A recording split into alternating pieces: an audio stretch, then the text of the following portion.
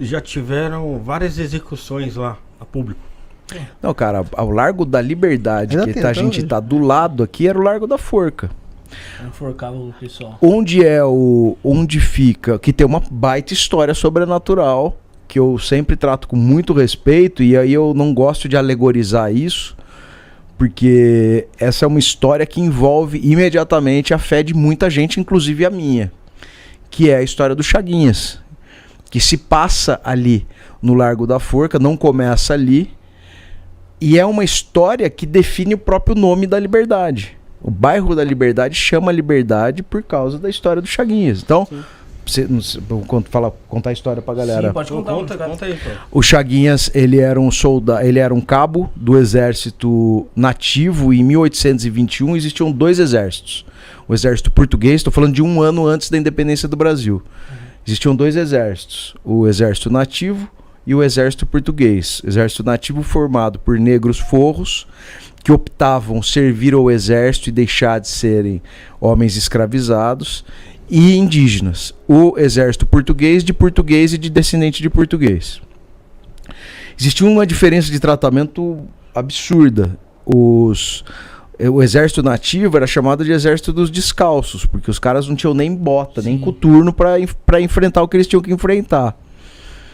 E fazia 5 anos que não recebiam o soldo deles, o salário deles. Chaguinhas, Cotindiba e outros insurgentes se mobilizaram para uma revolta. Uma das revoltas nativistas que teve no Brasil, morreu ali, caiu, certeza. Uma das revoltas ativistas.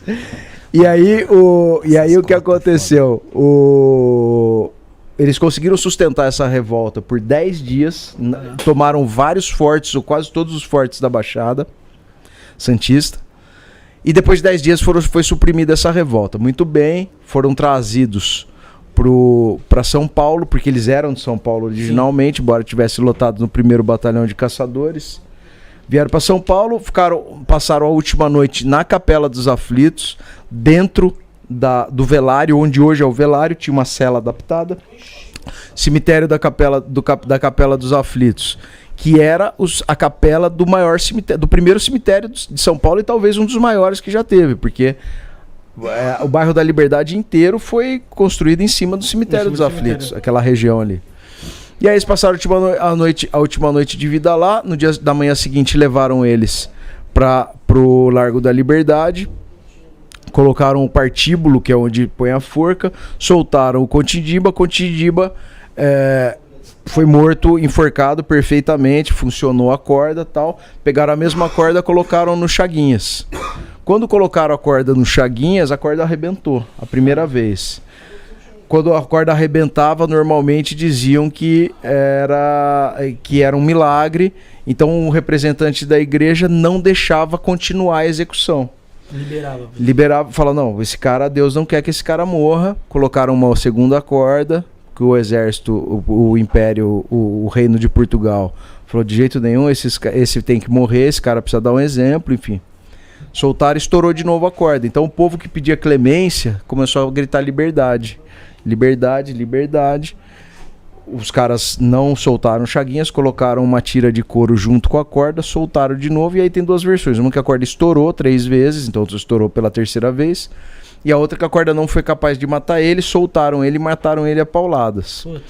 Então eu falo, porra, tem coisa mais inexplicável? Tem algum fantasma, tem alguma história de medo, de assombração que consiga ser mais potente do que um monte de gente assistindo a execução de um cara e a corda arrebenta 3 vezes? A corda que matou um outro cara. Sim. Quer dizer, tem coisa mais forte que isso?